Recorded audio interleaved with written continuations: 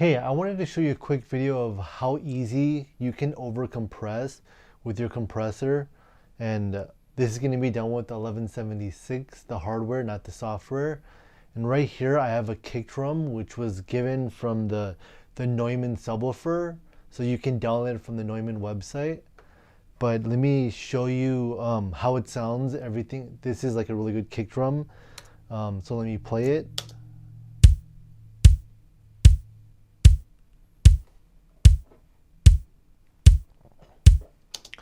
So as you're listening to the kick drum, you can tell that it's like nice and punchy and energetic.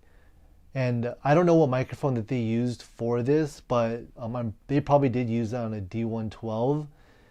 And I'm gonna send this through the 1176, and I'm gonna put a little bit of compression.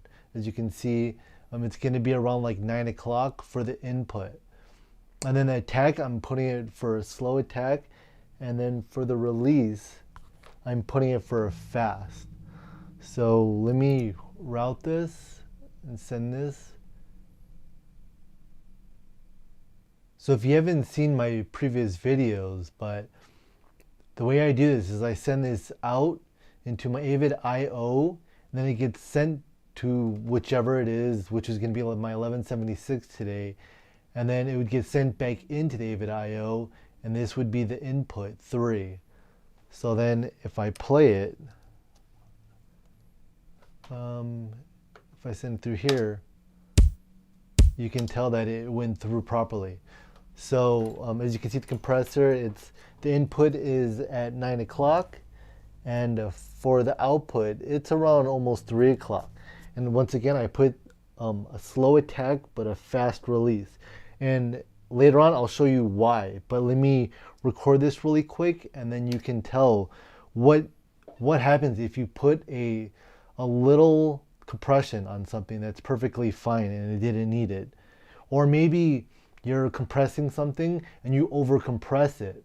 This is stuff you can get out of it. Oh, wrong one. And let me here. All right.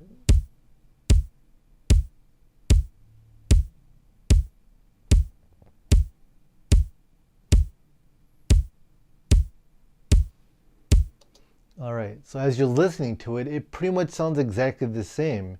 You're saying it's nice and punchy, it can build a vibe with it and stuff. But let me stop this and let me convert this back. And let me mute that. So once again, let's listen to this compressor right here with 1176.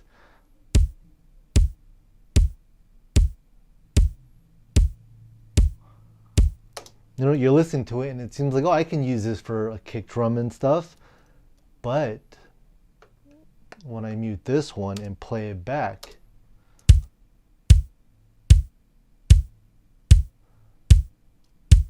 you can tell actually it gets a little bit more punchy and it has more air. And that's what you actually want. So this can actually show that you can put a little bit over compression, and that's what you can get out of it. So let me switch this, let me delete this.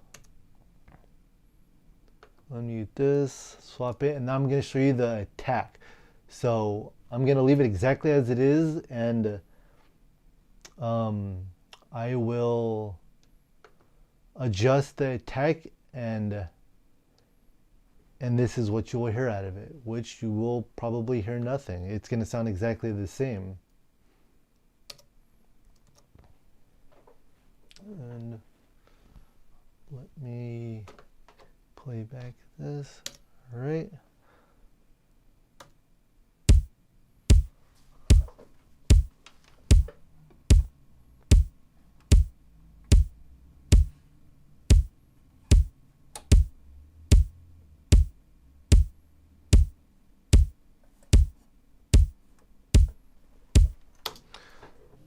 So as you can tell, when I adjust the attack, it doesn't make any difference. When I put it on 1, it sounds the same as the 7 or the slow and the fast.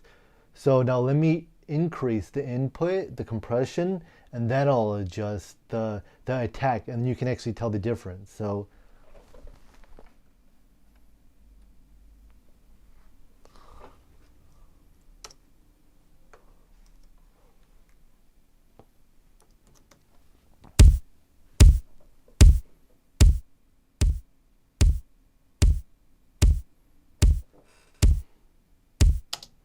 as you can tell, that it sounds kind of like it's being squished, and it's kind of like baggy-ish. But let me adjust the attack, and then you can finally hear the difference of a slow and a fast.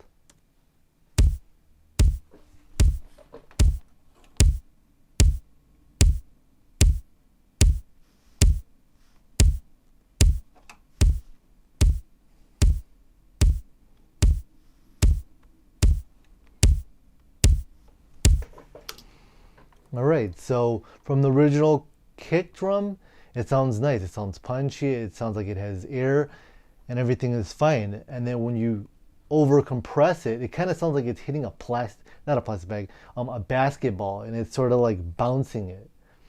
And when you're adjusting the attack, when it's slow, it still sounds like a basketball being like a basketball with less air, and it's kind of like bouncing. And when it's fast, it just sounds like a bag bouncing, and it's like splashing everywhere. All right, so now let's adjust the release.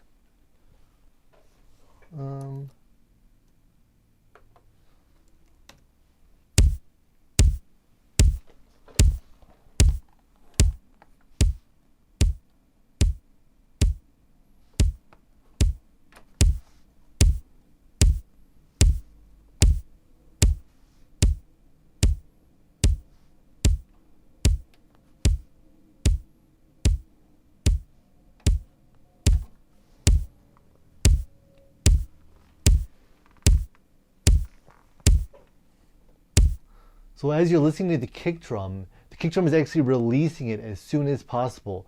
And since the kick drum is literally 1 second per kick, it only needs a few seconds to be compressed and release it as soon as possible. But when you put it as a slow release, it's compressing it and it's still holding it down. So it's not allowing it to like release it and breathe. Because it kind of sounds like it's being like trapped and stuff. So now let me actually go back to the original with the kick drum, put back its compression right here.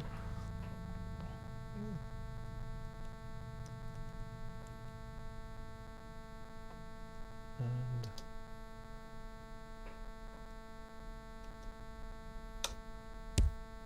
all right, and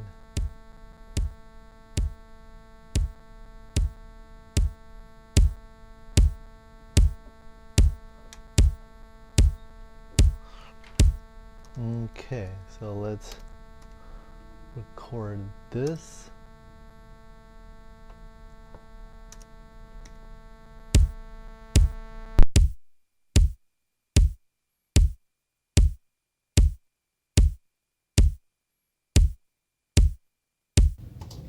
All right, and once again, so that actually sounds perfectly fine, but when you listen to the original,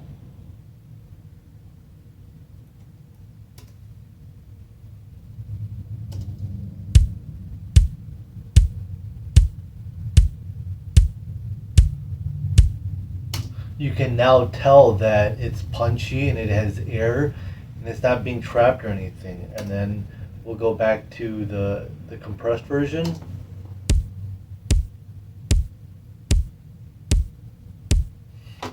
Yeah, once again, when you over compress this thing, it actually sounds like a basketball just being bounced.